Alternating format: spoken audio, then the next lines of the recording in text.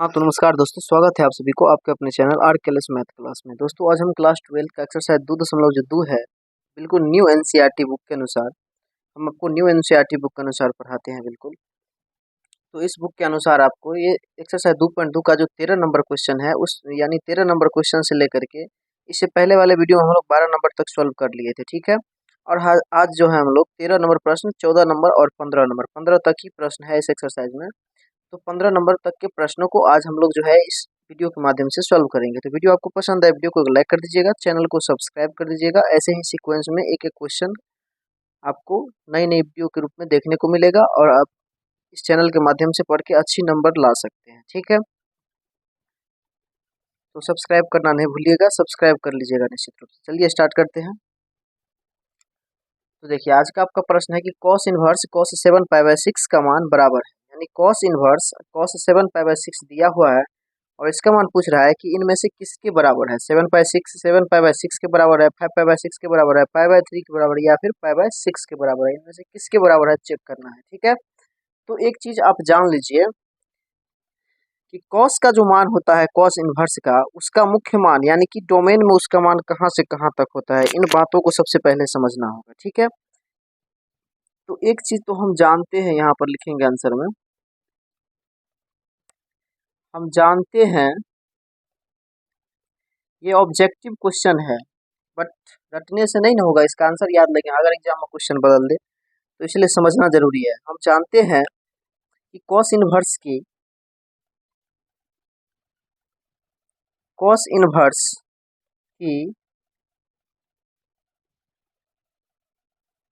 जो मुख्य शाखा परिसर होता है, मुख्य शाखा का परिसर, मुख्य शाखा परिसर कहने का मतलब होता है जो इसका डोमेन में इसका जो मान होता है वो मान होता है आपको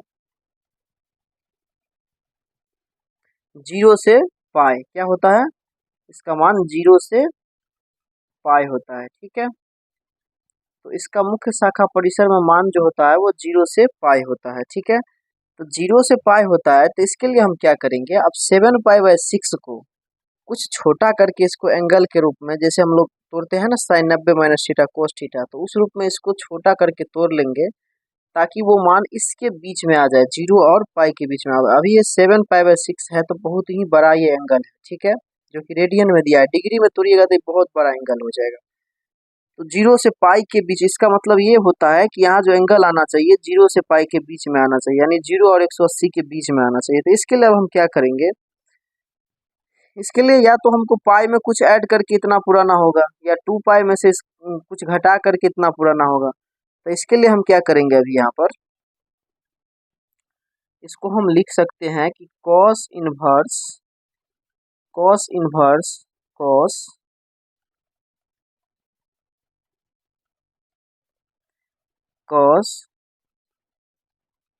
2π घटे 5π/6, 2π घटे 5π/6, ठीक है। तो इतना हम इसको लिख सकते हैं।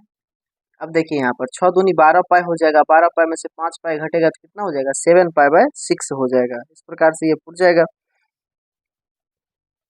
तो अब यहाँ पर क्या होगा कि cos इनवर्स, बाहर तो cos इनवर्स रहेगा ही और अंदर cos, देखिए cos 2π - θ, यानी cos 2π का मतलब 360, cos 360 - θ क्या होता है, तो cos θ ही होता है। थीटा के रूप में 5π/6 है, तो यहाँ पर मिलेगा cos 5π/6। अब देखिए,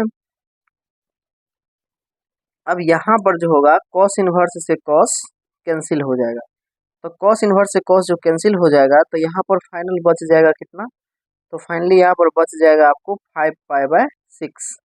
ये 5π/6 जो होगा यही वैल्यू आपको 0 से पाई के बीच में, शाखा परिसर के बीच में आएगा। तो यही आपको 5π/6 इसका सॉल्यूशन हो जाएगा, जो कि बी ऑप्शन में दिया गया है, यानी इस क्वेश्चन का आंसर बी हो जाएगा, ठीक है।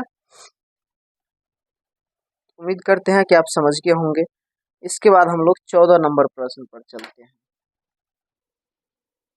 तो अब देखिए हम लोग 14 नंबर प्रश्न को सॉल्व करेंगे। तो ये 14 नंबर है कि sin π/3 माइनस साइन इनवर्स -1/2 का मान है। क्या 1/2 है, 1/3, 1/4 या फिर 1 है। तो फिर से हम लोग वही बात लिखेंगे कि हम जानते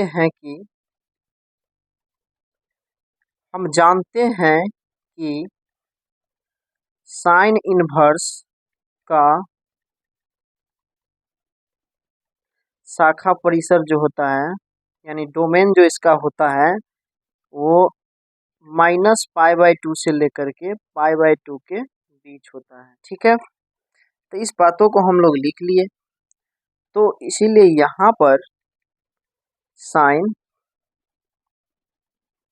दिया हुआ है, साइन अंदर में है π/3 और माइनस साइन इनवर्स अंदर देखिए -1/2। इसका मतलब 1/2 को जब रेंज में लिखेंगे तो साइन π/6 हम लिख सकते हैं। कितना लिख सकते हैं? साइन π/6 लिख सकते हैं, इतना लिख सकते हैं। तो साइन π/6 यहाँ पर लिख सकते हैं।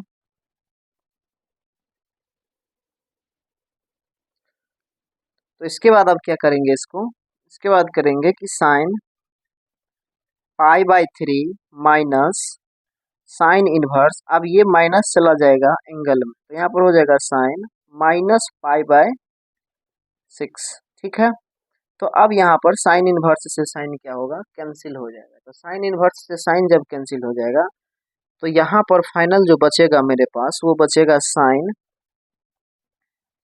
π/3, ये हो जाएगा माइनस और ये माइनस प्लस π/6, π/3 प्लस π/6। ठीक है, तो इसको जब एलसीएम लेंगे तो एलसीएम तो 3 6 का 6 ही होगा। तो यहाँ पर मिलेगा फाइनल साइन 6 मिलेगा नीचे, तो 3 दूनी 6, तो यहाँ पर होगा 2π प्लस में पाई, यानी 3π/6 मिलेगा। कितना मिलेगा? 3π/6 मिलेगा। तो यहाँ से देखिए, यहाँ पर मिलेगा साइन 3π/6 मिलेगा। तो 3 2 जा 6 यहाँ पर कट जाएगा, तो यहाँ पर बचेगा फाइनल साइन π/2। कितना बचेगा? साइन π/2। तो साइन π/2 का मतलब कितना होता है? तो साइन π/2 का मतलब होता है साइन 180/2 माने साइन 90 डिग्री। तो साइन 90 का वैल्यू फाइनल कितना आता है? साइन 90 का वैल्यू 1 होता है। तो साइन 90 का वैल्यू 1 होता है, यानी डी ऑप्शन इसका क्या होगा? करेक्ट हो जाएगा। डी ऑप्शन में 1 है। ठीक है, उम्मीद करते हैं कि आप इसको अच्छे से समझ गए होंगे। और इसके बाद हम लोग चलते हैं 15 नंबर प्रश्न की ओर। तो देखिए, ये है 15 नंबर प्रश्न। Tan inverse √3 minus cot inverse minus √3 का मान है। तो यहाँ पर देखिए, जैसे हम लोग मुख्य शाखा परिसर जो लिखते थे, यानी डोमेन लिखते थे, तो वहाँ पर एक ही चीज रहता था, या तो साइन नहीं तो कोस। यहाँ पर देखिए टेन भी है और कोट भी है, तो यहाँ दोनों का इस बात को हमको लिखना पड़ेगा, दोनों के लिए। तो यहाँ पर हम क्या लिखेंगे? हम जानते हैं कि हम जानते हैं कि हम जानते हैं कि टेन इनवर्स की मुख्य शाखा टेन इनवर्स की मुख्य शाखा परिसर कहाँ से कहाँ होता है? तो टेन इनवर्स का होता है आपको ओपन इंटरवल में -π/2 से π/2 के बीच ही होता है, लेकिन ओपन इंटरवल में होता है। ओपन इंटरवल का मतलब होता है कि इसके बीच का वैल्यू हो सकता है, लेकिन एग्जैक्ट ये वैल्यू नहीं हो सकता है। ठीक है, तथा कोट इनवर्स की अगर हम बात कर लेते हैं, तो कोट इनवर्स की जो मुख्य शाखा परिसर होता है, मुख्य शाखा परिसर कोट इनवर्स का आपको होता है 0 से पाई। कहाँ तक? 0 से पाई तक होता है। इतना बातों को आप समझ गए होंगे। इसके बाद हम लोग क्या करेंगे? इसके बाद जो दिया हुआ है हमें, वो दिया हुआ है कि टेन इनवर्स और √3 को जब आप लिखिएगा रेडियन में, तो √3 10 कितने का मान होता है? तो 10 60 का होता है। और 10 60 को आप कितना लिख सकते हैं? तो 10 60 को आप लिख सकते हैं 10π/3 लिख सकते हैं, बिल्कुल 10π/3 लिख सकते हैं। माइनस यहाँ पर जो है कोट इनवर्स, इसको माइनस है तो माइनस, और फिर कोट कितना का मान होता है आपको? ये √3। तो cot 30 का मान होता है, तो 30 को आप क्या लिख सकते हैं रेडियन में, cot पाई बाय 6 लिख सकते हैं। ठीक है, तो इतना लिख सकते हैं। तो अब यहाँ से tan इनवर्स से tan कट जाएगा, तो यहाँ बचेगा पाई बट्टे 3, पाई बट्टे 3 बचेगा। अब माइनस यहाँ पर cot इनवर्स, अंदर में इसको क्या करेंगे, cot बचेगा यहाँ पर आप लिख सकते हैं माइनस cot इनवर्स, यहाँ पर इसको cot, इसको लिख सकते हैं पाई माइनस 5 पाई बाय 6 लिख सकते हैं। कहिएगा क्यों, क्योंकि देखिए 6 पाई होगा यहाँ पर, जब 6 एलसीएम होगा यहाँ पर, तो 6 पाई ऊपर होगा। अब 6 पाई में से 5 पाई जाएगा तो 1 पाई बचेगा, तो पाई बाय 6 बच जाएगा। ठीक है, अब यहाँ पर क्या होगा, तो अब यहाँ पर होगा कि cot इनवर्स से cot जो है कट जाएगा, cot इनवर्स से cot कट जाएगा।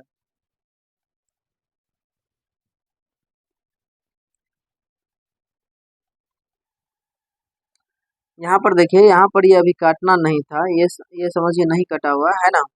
यहाँ पर हम इसको pi by 3 minus cot inverse, इसको लिख सकते हैं हम cot पाई माइनस यानी 180 माइनस थीटा, तो cot थीटा होता है, तो cot यहाँ पर हो जाएगा 5 पाई बाय 6। ठीक है, तो अब cot इनवर्स से cot कैंसिल हो जाएगा, तो अब बचेगा यहाँ पर पाई बाय 3 और माइनस 5 पाई बाय 6 बचेगा। ठीक है, इतना बचना चाहिए।